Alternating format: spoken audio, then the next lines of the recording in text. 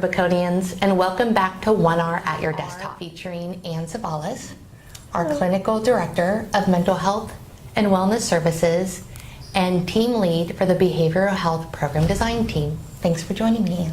Thanks, Kimmy. What's the biggest thrill and challenge of being a team lead? That's a good question.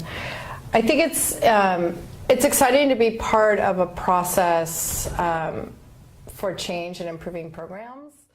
Working with someone to get a job, or kind of feeling like we're almost just checking the boxes off and sending someone on their way isn't as far as we need to go.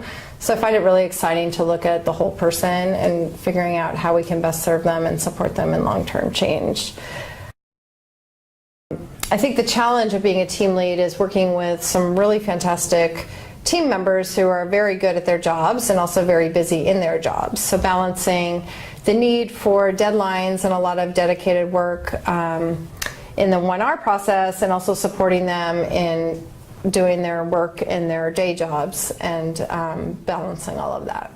That's a really important point about your team members. Can you remind us who is on your team? We have Kevin Penn, Reggie Boyer, Cynthia Luska, and Andrea Miller, and they are a fantastic team. Great. So I have your team's challenge statement here. May I read it? Sure.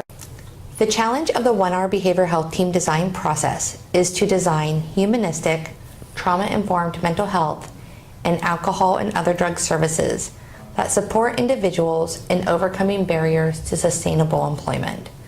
Our objective will be to achieve greater collective impact by smoothly and seamlessly integrating behavioral health care programs with all other aspects of the 1R program design.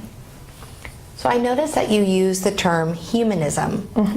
Can you share how your team is defining the word and how humanism will help us better address participant issues? Absolutely. Humanism actually comes out of psychology, and the way that we look at it is it really looks at the whole person.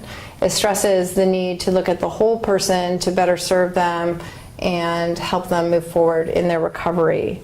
It also stresses in the movement the use of empathy. And when we did a lot of research and we've talked to a lot of agencies and participants, we've really learned that one of the core competencies of staff and one of the most important pieces of our work is empathy, and approaching everything with empathy. Empathy is trauma-informed, it's very welcoming, and it makes people feel comfortable and heard. Great.